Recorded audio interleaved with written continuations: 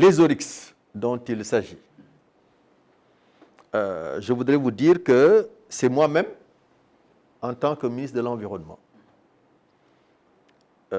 qui avait introduit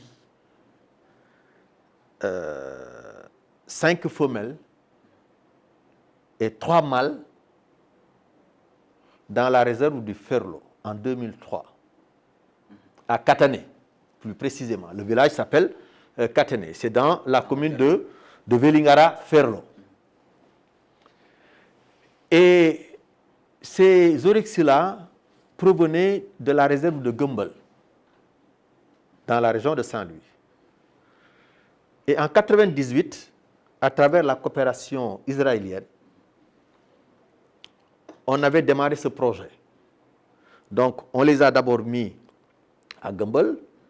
Ensuite, on en a transféré quelques espèces dans la réserve de Ferlo. Et j'étais parti moi-même à Katané pour lancer, pour revitaliser la réserve du Ferlo. Vous aviez été l'instigateur de ce projet. Attends, pour revitaliser la réserve du Ferlo. Et de 8 sujets, Oryx Algazel, nous sommes aujourd'hui à plus de 400 sujets. Ça veut dire que l'expérience a marché. Alors, donc, je ne peux pas dire que je suis l'instigateur. Parce que je vous ai dit que le projet est un projet issu de la coopération entre le Sénégal et Israël. Et à l'époque, nous travaillions avec un certain monsieur Bill Clark. 1998, les oryx sont là. 2000, nous avons pris le pouvoir. En 2003, nous avons dit que ces sujets qui étaient à Gumbel, nous pensions que ils allaient mieux se développer si on les amenait dans au Ferlo. Parce qu'au Ferlo, il n'y a pas beaucoup de pluie, c'est la sécheresse, et comme vous le savez, les oryx peuvent résister à la soif, etc., etc. Et ils ont besoin aussi de grosses superficies pour pouvoir courir et ensuite sauter. Donc c'était vraiment l'endroit idéal. Et nous avons pris la décision de les transférer à ce niveau-là. Alors maintenant, ce qu'il faut dire, c'est que l'objectif du projet, au départ, c'était comment repeupler les réserves du Sénégal en oryx, qui étaient en voie de disparition. Et au-delà de ça, l'ambition, c'était même de voir comment aider les pays africains qui nous entourent, comment les aider aussi à avoir des oryx dans leur parc.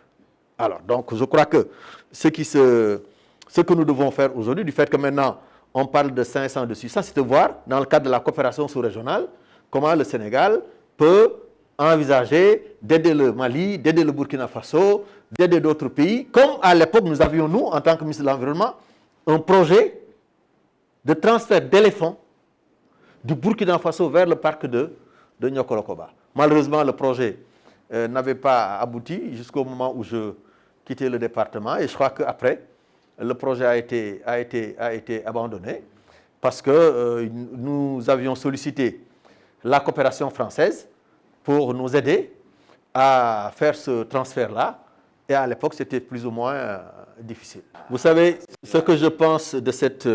bon, je connais un bout de cette affaire, c'est indiscutable. Mais écoutez, je suis, moi, un allié discipliné. Nous avons des instances dans le cadre de Benno Bokk Yakaar, dans le cadre de la grande majorité présidentielle.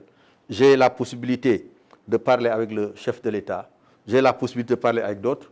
Je crois que mon point de vue fondamentalement sur la question, excusez-moi, mais je ne peux pas le développer ici, et je saisirai les meilleures instances pour donner mon point de vue. Mais je voudrais quand même faire un rappel historique pour montrer que c'est aujourd'hui une grande fierté, en tout cas, je suis très fier de voir que ce projet, sur lequel j'ai beaucoup travaillé, avait connu un succès important.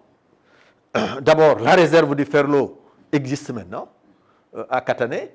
Et ensuite, les oryx que nous y avions introduits se sont reproduits.